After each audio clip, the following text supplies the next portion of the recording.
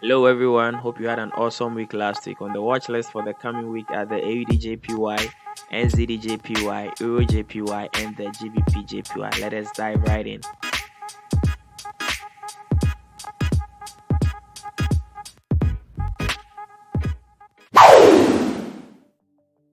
AUDJPY makes the first appearance on the watch list for the coming week, as you might already have noted. The two previous weeks on the AUDJPY were traded very tightly, and this tight range caused this ascending channel to come in place right now for this currency pair. For the coming week, we will be looking towards the breakout of the ascending channel pattern or the continuation of the tight trading range within the confines of the channel. So for the coming week, this is my expectation on the AUDJPY.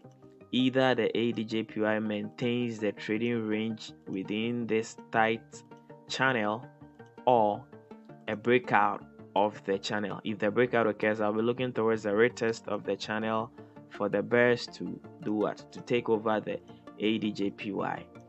In a very unlikely scenario, the AUDJPY may break upwards of this ascending channel to go bullish. But my main expectation and what I'll be interested in on this pair is the breakout and the likely or possible retest of the channel's support as new resistance for the bears to take over on the AUDJPY. The NZDJPY is the next pair on the watch list, and it follows through closely with the AUDJPY. We can see from this market structure as to why it does that. As the AUDJPY is trading in a diagonal market structure, the NZDJPY is also trading in a very much horizontal market structure. The forecasts for these positively correlated pairs are similar. For the coming week, look towards the NZDJPY remaining within the confines of this horizontal channel or wedge, as some people may prefer to call it.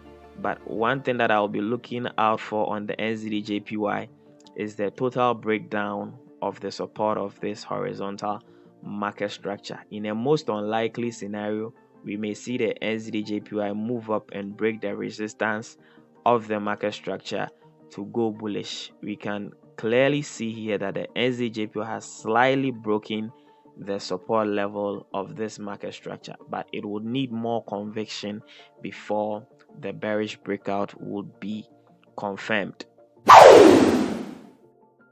EURJPY, the last but not the least pair on the watch list for the coming week, has given us 3 smooth weeks of very correct price action.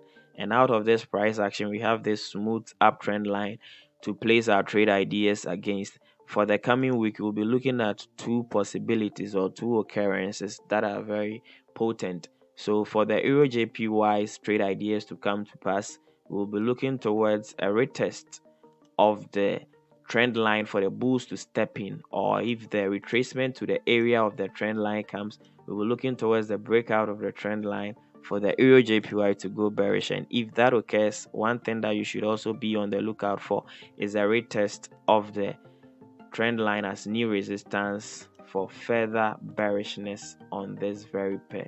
Let us move on to the counterpart of this pair. So before I go ahead and analyze the last pair on the watch list, the GBPJPY, let me let you in on one thing or two things. So the GBPJPY as well as the EURJPY would have the tendency of a false breakout or a false retest.